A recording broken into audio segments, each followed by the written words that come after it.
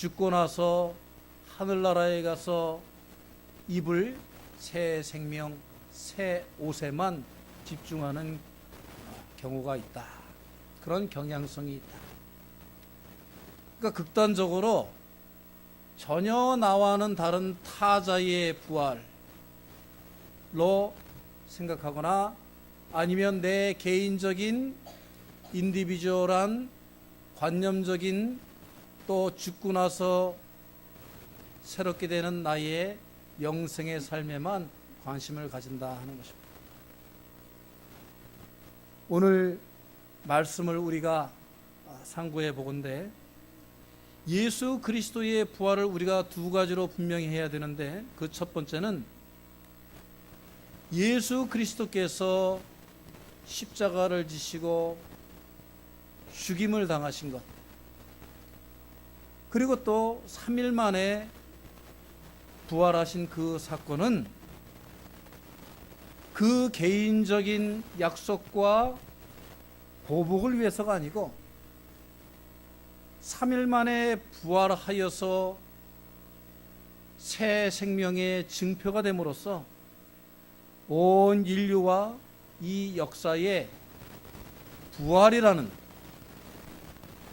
죽음으로 끝나는 것이 아니고 인간의 죄된 양심과 죄된 생활로 우리들이 끝나는 것이 아니고, 우리 인간들이 육신적으로 거듭나고 육신적인 새로움을 입는 것이 진실한 우리 생명의 거듭남이 아니고, 온 인류가 하나님께서 사랑하셔서 새롭게 하심을 이룰 수 있다는 그 희망의 길, 온 인류와 역사가 하나님을 바라다보고 예수 그리스도의 십자가만 붙잡고 있으면 우리가 어떤 경우에도 새로운 사람과 새로운 역사와 새로운 생명회로 초대받을 수 있다는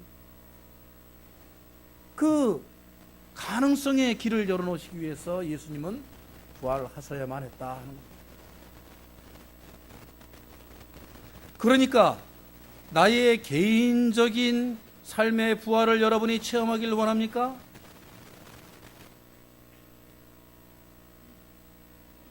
나의 개인적인 영속적인 삶, 영원한 삶을 여러분들이 바라다 보십니까? 예수님의 십자가와 부활의 사건 없이는 그것은 불가능한 것이고 무의미한 것이다 하는 것입니다.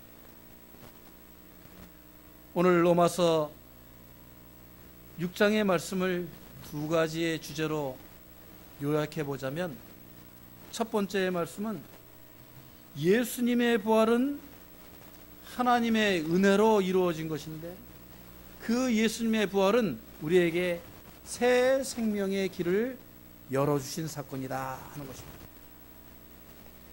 우리 한번 따라서 해보겠습니다. 어린이들이 있으니까, 예수님의 부활은 새 생명의 길을 우리에게 주신 사건입니다.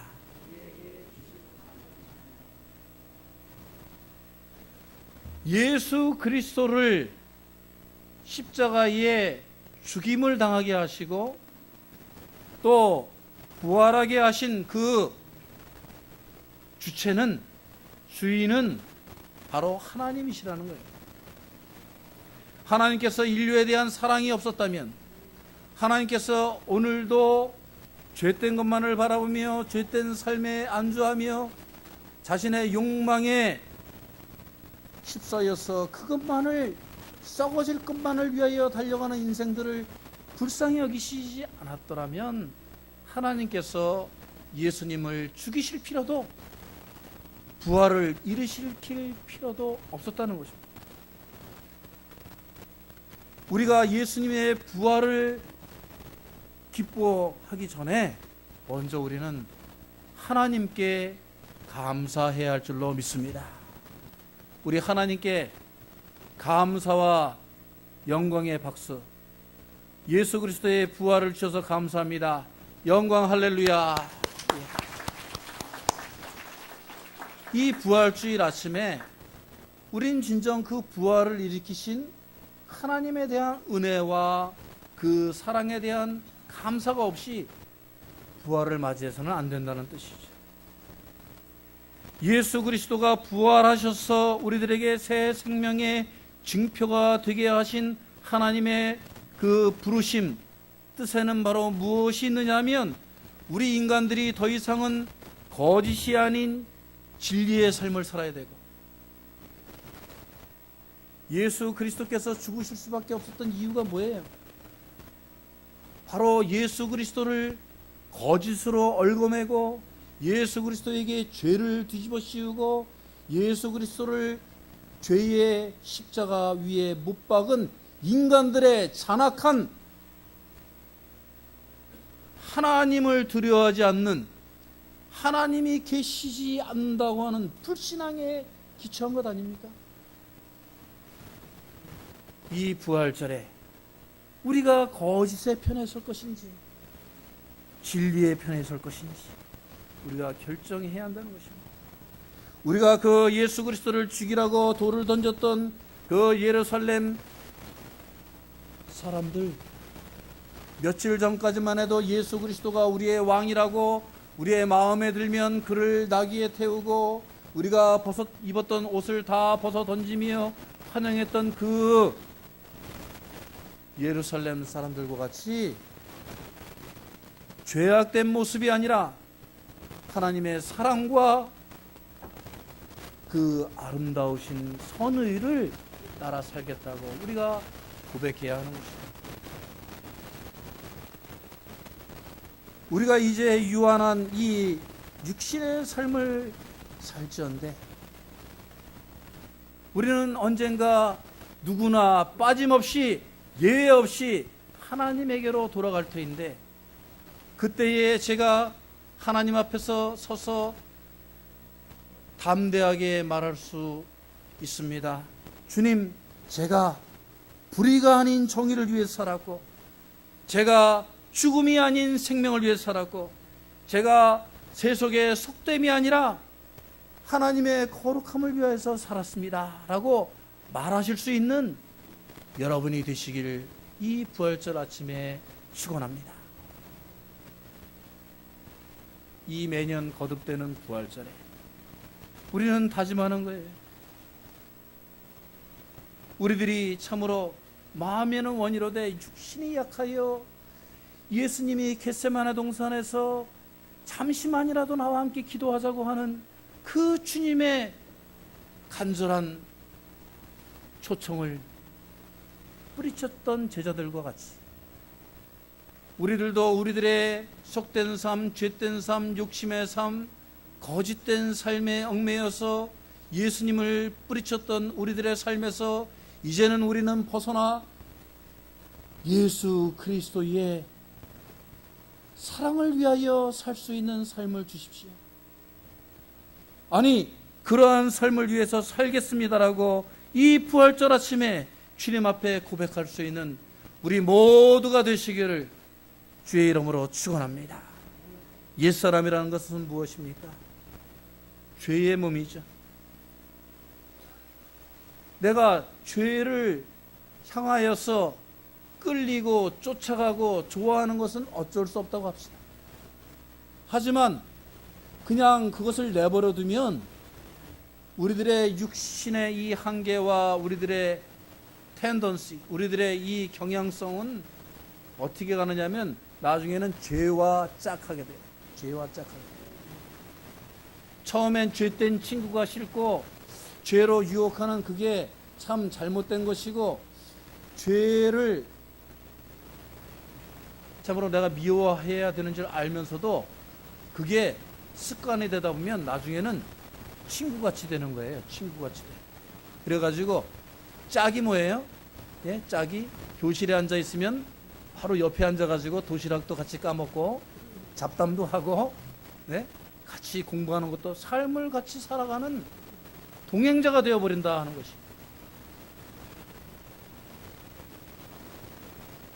그리고 나중에 그 죄를 짝하고 살다 보면은 어떻게 되느냐면 나중엔 인생의 목표가 죄된 것으로 바뀌어버려요. 주일학교 다닐 때는 하나님께서 사랑을 증거하는 사람이 되어야 된다, 정말 아름다운 신앙의 열매를 맺어야 된다, 그것이 인생의 목표였는데 나중에는 이 세속적인 돈 많이 벌어가지고 그냥 다른 내 친구놈들 다 내 팔 밑에 깔아뭉개야지, 그냥 내가 높은 사람 돼가지고 그냥 내가 다 주물러야지. 그것만이 그렇습니까?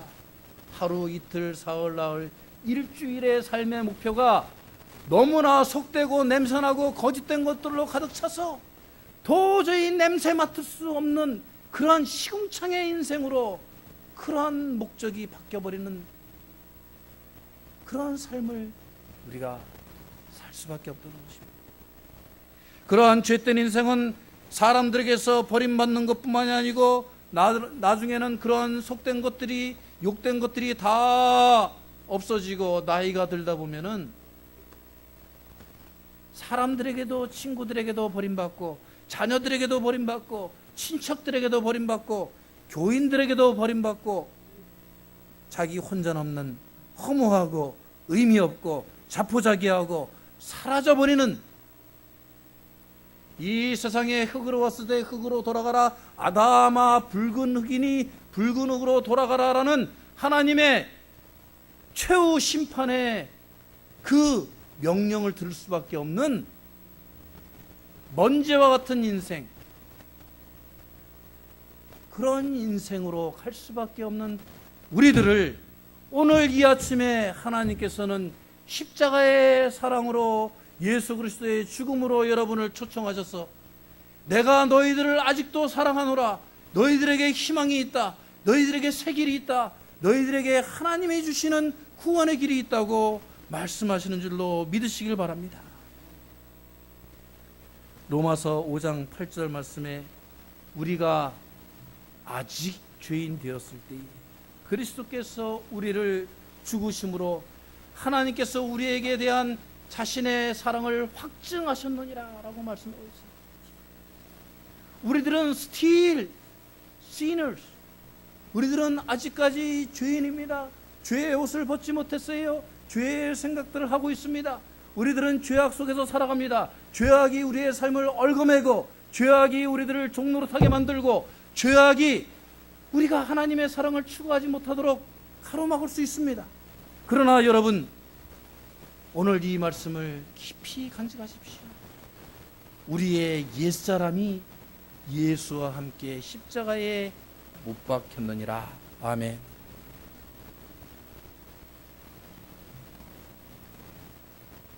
이러한 예수 그리스도의 사랑에 대한 확증이 우리들 눈앞에 있어요. 십자가에 죽으신 그 사랑 때문에 우리가 오늘날도 이 죄되고 속되고 욕된 인생을 벗어버릴 수 있는 소망이, 파서빌리티가 우리들 앞에 놓여 있는 거예요. 우리가 우리의 삶 속에서 이 주님의 사랑을 믿고 고백하고 따르지 아니하면 우리들은 하나님의 심판대 앞에 설 수밖에 없다는 것입니다.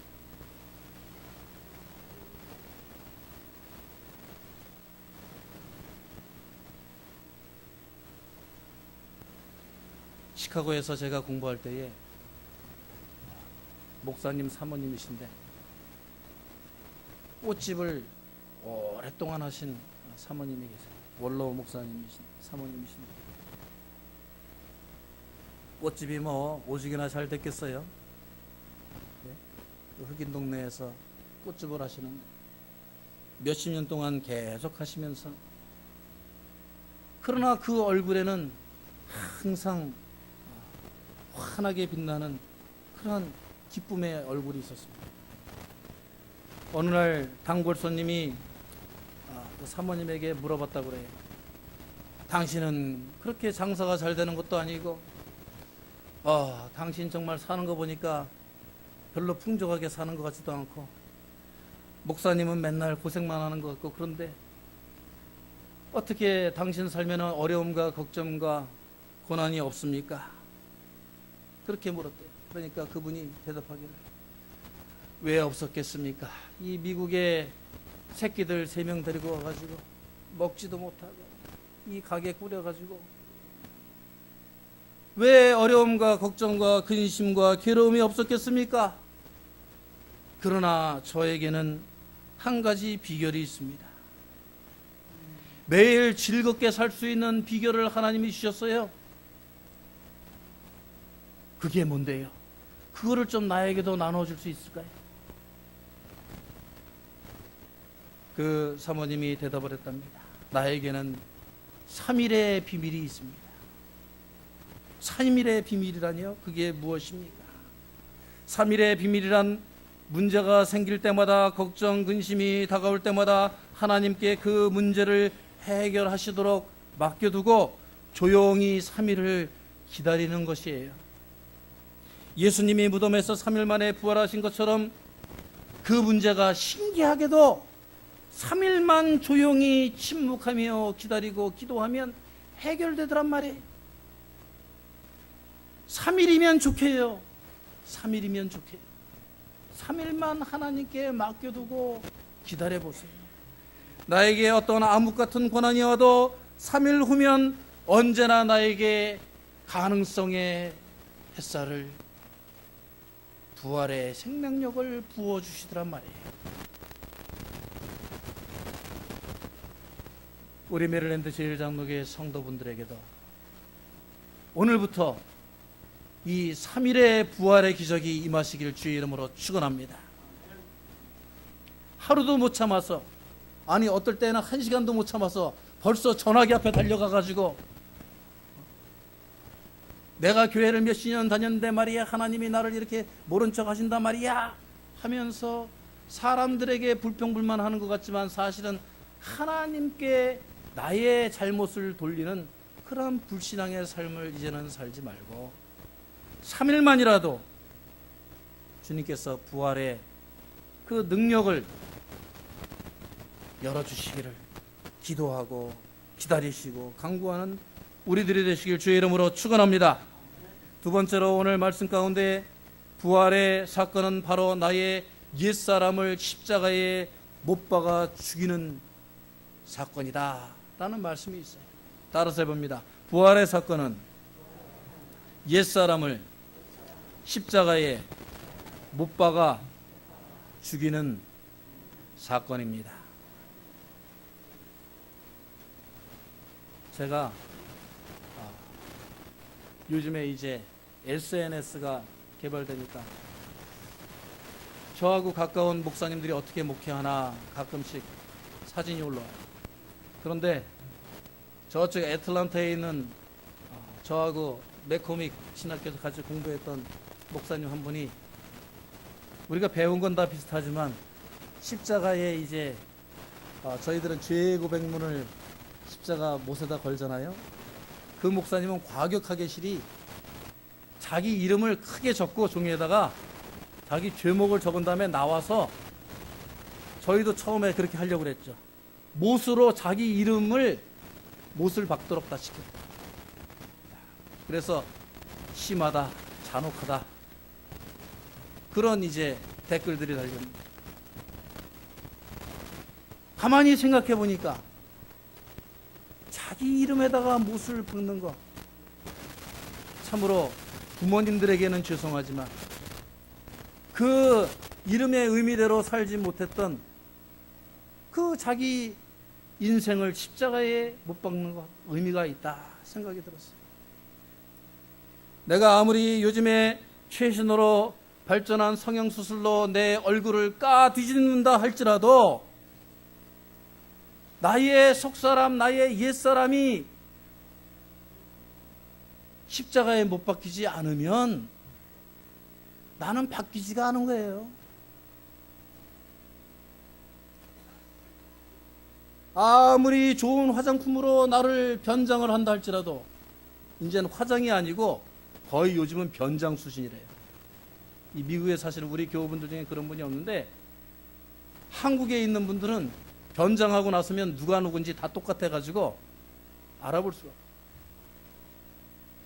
이 세상에 우리들에게 주는 많은 이익들로 인하여서 우리가 아무리 만족스럽고 좋은 인생을, 삶의 환경을 가진다 할지라도, 아무리 첨단 시설이 있는 아파트에 산다 할지라도 속사람이 변하지 않으면 내가 감옥에 사는 것 같이 답답하고 죄된 마음으로 하루하루 괴로워하며 살아야 한다는 것입니다. 오늘 말씀에 보면 만일 우리가 그리스도와 함께 죽었으면 그와 함께 살 줄을 믿노니 그랬습니다.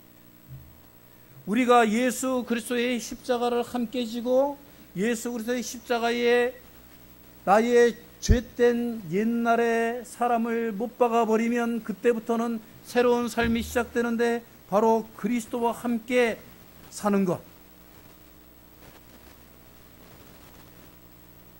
주님의 사람으로 사는 것, 주님께서 기뻐하시는 인생을 내가 살 수 있게 된다 하는 것입니다. 이제 우리는 사망권세의 메인 인생이 아니라 부활 은총의 삶을 살게 될 줄로 믿습니다.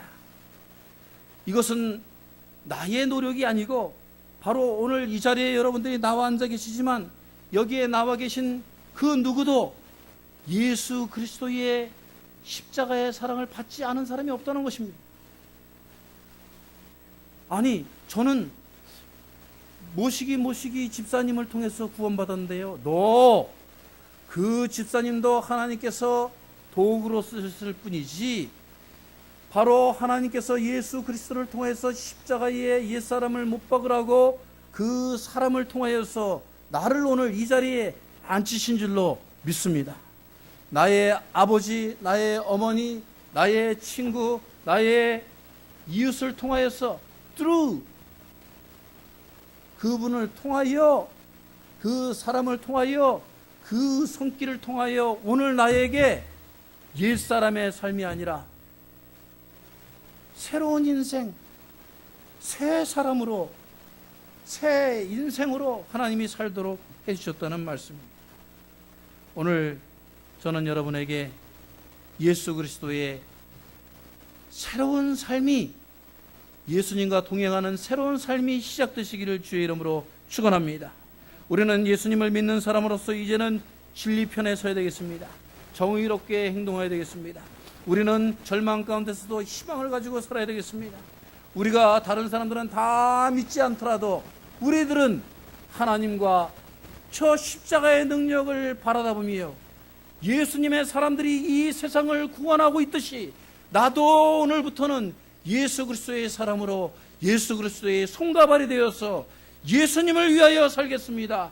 이 어둠의 세상에서 하나님의 광명의 부활의 빛을 비추는 주님의 사람으로 살겠습니다. 다짐하시는 부활의 새벽에 아무도 깨어나지 못하고 다들 도망갔지만 그 무덤 앞에 예수님의 부활을 추워도 의심하지 않고 앉아 있었던 두 마리아와 같이 이 세상 사람들 다 등 돌려도 우리 메릴랜드 제일장로교회 성도들은 그 부활 아침에 그 돌벽 앞에 우뚝이 서서 광명의 부활의 빛을 받아볼 수 있는 부활의 증인들이 되시길 주의 이름으로 축원합니다. 다시 기도하겠습니다.